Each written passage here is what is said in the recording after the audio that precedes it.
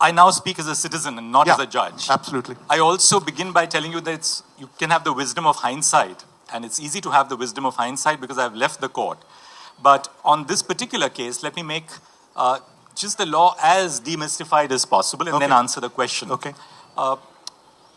Bail before conviction should be a matter of right, because our law is founded on one presumption, and that's the presumption of innocence. That is, every accused is presumed to be innocent until they are proved guilty at a trial. The second, pre-trial bail cannot be a form of punishment. Because if someone is in jail for, say, 5 years or 7 years as an under trial, and then is finally acquitted, how do you compensate for the lost time? Yeah. When do you deny bail to an accused? I'll give you a very simple example and then answer your question. Okay, go ahead. Suppose you have a serial rapist and a murderer who has been arrested on the allegation that that person has committed, say, 6 or 7 rapes and murders. There's a danger that if you let that person out into society, that person might repeat the offense. Yep. So this is a classic case where you would deny bail, where there is a danger that a person after being released on bail would commit the same offense. Second, a second exception, where a person on being released on bail wouldn't be available to face trial, that is, leave the Indian jurisdiction and escape out. That's a valid reason to deny bail. The third, a person who would tamper with evidence at the trial. If these 3 exceptions are not made out, bail has to be the rule. Now, the problem which we are facing today is this. A lot of our laws, particularly those relating to national security, have turned the law on its head by substituting the presumption of innocence with almost a presumption of guilt. Now, what does a court do when the state says national security is involved? And there I believe that the court is duty-bound to carefully scrutinize as to whether national security is involved, and second, whether the detention of the accused is proportional to the plea for national security. Otherwise, what's happening is this, is that you find people being incarcerated for numbers of years. And final point which I want to make, and which will really then put my answer in perspective, is that one of the serious problems of the criminal justice administration in India is the inability of our prosecutions to conclude trials within a reasonable period of time, which means that the prosecution is not going to be completed within, say, 1 year or 6 months or 3 years. If that is so, you have one fundamental right which is at issue. The right to life under Article 21 includes the right to a speedy trial. And even if an individual law denies the right to bail, as many of our laws do today, so the Narcotics Act does that, the Constitution is the supreme law of the land. Laws enacted by Parliament are tributaries which follow from that source.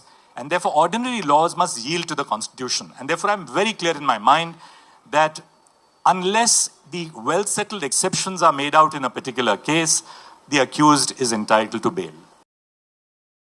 They've been inside for 5 years. Yep. I'm not criticizing my court. You can understand my hesitation in criticizing my court because I was part of the institution which I was leading just last year. Each one of these principles which I have mentioned does point to the fact that you can impose conditions to ensure that the conditions for bail are not abused, but you must necessarily take into consideration that they have the right to an expeditious trial, and if an expeditious trial is not possible under present conditions, then bail should be the rule and not the exception. It sounds a lot to me like you're saying you would have given him bail if the case had come up now. Well, you know, it's wrong of me to presume what I would have done if I was sitting there. Come on, answer the question. You know, it's easy to sit outside the court. Yeah. Having said this, you know, judges, let me also be fair in the court.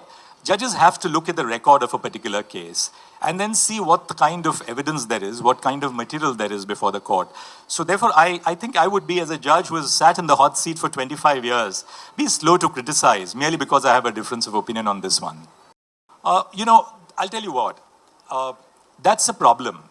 Many of our laws today speak of a retired judge of the High Court or the Supreme Court heading a tribunal. Now, because the kind of backlash with judges who accept post-retirement jobs, the backlash, good people are just not willing to accept those assignments. Speaking for myself, I thought that 25 years of judging was long enough, and it's time to move into civil society. I'm not sure I could have, participated in a discussion like this if I was still in office. So the joys of being a private citizen are limitless, and I've just preferred a private life. Should I begin with the regrets? Always. Yes. Looking back, I always felt that, your time on the bench is limited. When the Constitution is telling you to go home when you turn 65. So you try and make the best. You lay down your priorities. One of my priorities was to reform the processes of the Supreme Court. My regret is that, I could have dealt with some more cases which I had listed and which I couldn't do. For instance, now I can tell you, today, 75 years after independence, marital rape is still not an offense. A husband who murders his wife is guilty of murder. A husband who grievously assaults his wife is guilty of grievous hurt and can be tried and convicted and sentenced.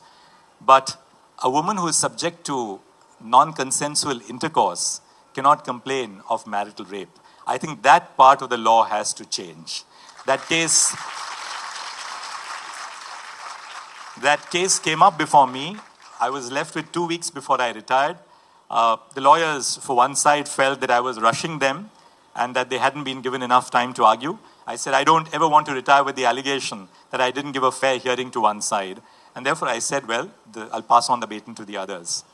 For things which I shouldn't be talking of things, for which I'm happy about. You can, but it doesn't matter. I don't want to be We've given you hard enough time, you can take some credit. I'll not take credit for the judgments which I've written. My judgments are now public property. It's for all of you to assess those judgments. But one thing which I really look back with a great deal of satisfaction is that I tried to convert the Supreme Court into a people's court. No case was too small for us, and no case was too big. We started live streaming of court proceedings. I was warned against starting live streaming. And I said, let the citizens know what happens in the courts. Let them know how important is the work of the court in the lives of the nation. Let a person, say, sitting in the corner of the Northeast or, a small district in Maharashtra or in Uttar Pradesh, know how their case is being argued by their lawyer. So live streaming took the proceedings of the court to the hearts of the people. Second, all our proceedings are in English. All the 37,000 judgments of the Supreme Court since independence are in English. That's not the language which India at large speaks. So we have used AI-assisted machine learning software to translate every one of these judgments into every language recognized by the 8th schedule of the Constitution. And I think, the Supreme Court in that sense has to reach out to the community, to become part of the life of the community. Because this is not really a Supreme Court of Delhi. It's a Supreme Court of India. And what better way than to reach out to people in their language?